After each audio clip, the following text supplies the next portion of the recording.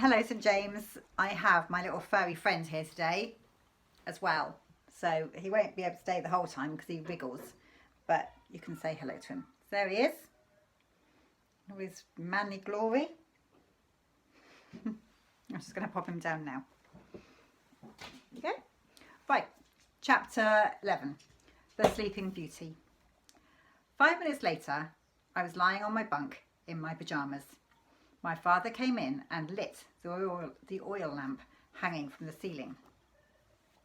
It was getting dark earlier now. All right, he said. What sort of story should we have tonight? Dad, I said, wait a minute. What is it? Can I ask you something? I've just had a bit of an idea. Go on, he said. You know that bottle of sleeping pills Dr. Spencer gave you when you came back from hospital? I never used them. Don't like those things. Yes, but is there any reason why those wouldn't work on a pheasant? My father shook his head sadly from side to side. Wait, I said. It's no use, Danny. No pheasant in the world is going to swallow those lousy red capsules. Surely you know that. You're forgetting the raisins, Dad. The raisins? What's that got to do with it? Now listen, I said. Please listen. We take a raisin, we soak it until it swells, then we make a tiny slit in one side of it with a razor blade. Then we hollow it out a little, then we open up one of your red capsules and pour all of the powder into the raisin. Then when we get a needle and thread and very carefully sew up the slit. Out of the corner of my eye, I saw my father's mouth beginning to open. Now, I said, we have a nice clean looking raisin chock full of sleeping pill powder, and that ought to be enough to put any pheasant to sleep. Do you think so? My father was staring at me with such a look of wonder in his eyes, he might have been seeing a vision. Oh, my darling boy, he said softly. Oh, my sainted aunt, I do believe you've got it. Yes, I do. I do. He was suddenly so choked up with excitement that for a few seconds he couldn't say any more. He came and sat on the edge of my bunk where he stayed, nodding his head very slowly up and down. You really think it would work? I asked him. Yes, he said quietly. It'll work all right. With this method we could prepare 200 raisins, and all we'd have to do is scatter them around the feeding grounds at sunset and then walk away. Half an hour later, after it was dark and the keepers had all gone home, we would then go back up into the wood, and the pheasants would be up in the trees by then roosting, and the pills would be beginning to work, and the pheasants would be starting to feel groggy, and they'd soon be wobbling and trying to keep their balance, and soon every pheasant that had eaten one single raisin would topple over unconscious, fall to the ground, and why, they'd be dropping out of the trees like apples, and all we'd have to do is walk around picking them up. Can I do it with you, Dad? And they'd never catch us either, my father said, not hearing me. We'd simply stroll through the woods, dropping a few raisins here and there as we went, and even if they were watching us, they wouldn't notice anything. Dad, I said, raising my voice, you will let me come with you? Danny, my love, he said, laying a hand on my knee and gazing at me with his large eyes bright as 2 stars. If this thing works, it will revolutionize poaching. Yes, Dad, but can I come with you?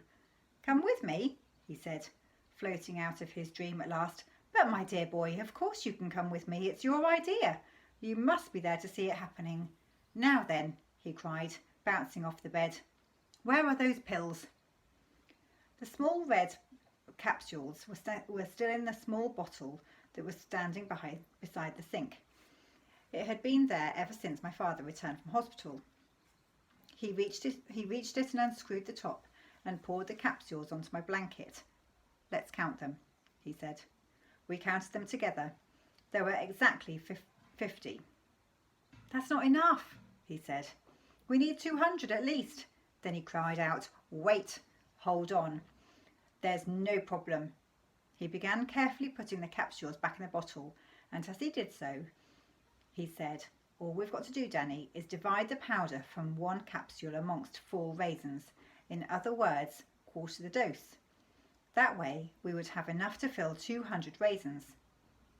But would a quarter of those pills be strong enough to put a pheasant to sleep? Of course, my dear boy. Work it out for yourself. How much smaller is a pheasant than a man? Many, many times smaller. There you are then. If 1 pill is enough to put a fully grown man to sleep, you'd only need a tiny bit for that of a pheasant.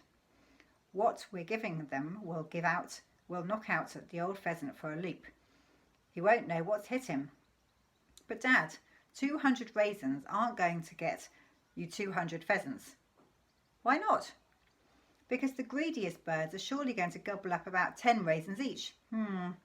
You've got a point there, my father said. You certainly have. But somehow I don't think it will happen that way. Not if I'm very careful and spread them out over a wide area. Don't worry about it, Danny. I'm sure I can work it. And you promise I can come with you? Absolutely, he said. And we shall call this method the Sleeping Beauty. It will be a landmark in the history of poaching. I sat very still in my bunk, watching my father as he put each capsule back into the bottle. I could hardly believe what was happening, that we were really going to do it, and that he and I alone were going to try and swipe practically the entire flock of Mr. Victor Hazel's prize pheasants. Just thinking about it sent little shivers of electricity running all over my skin. Exciting, isn't it? My father said. I don't dare think about it, Dad. It makes me shiver all over. Me too, he said. But we must remain very calm from now on. We must make our plans very, very carefully. Today is Wednesday. The shooting party is next Saturday. Cripes, I said. That's in 3 days' time. When do you and I go up into the wood and do the job? The night before, my father said. On the Friday, in that way, they won't discover that all the pheasants have disappeared until it's too late and the party has begun. Friday's the day after tomorrow. My goodness, Dad, we'll have to hurry if we're going to get 200 raisins ready before then. My father stood up and began pacing the floor of the caravan. Here's the action plan, I said. He said, listen carefully. Tomorrow is Thursday. When I walk you to school, I shall go into Cooper's stores in the village and buy 2 packets of seedless raisins. And in the evening we will put the raisins in to soak for the night. That only gives us Friday to get ready 200 raisins, I said. Each one will have to be cut up and filled with a powder and sewed up again, and I'll be at school all day. No, you won't, said Father.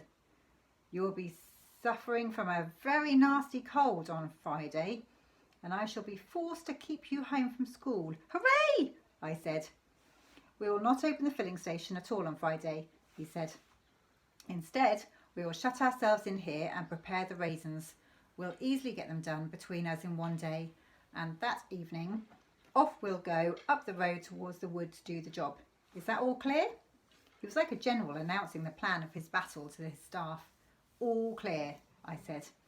And Danny, not a whisper of this to any of your friends at school. Dad, you know I wouldn't. He kissed me goodnight and turned the oil lamp low. But it was a long time before I went to sleep. And that's the end of the chapter. All right, night-night. See you tomorrow. Bye-bye.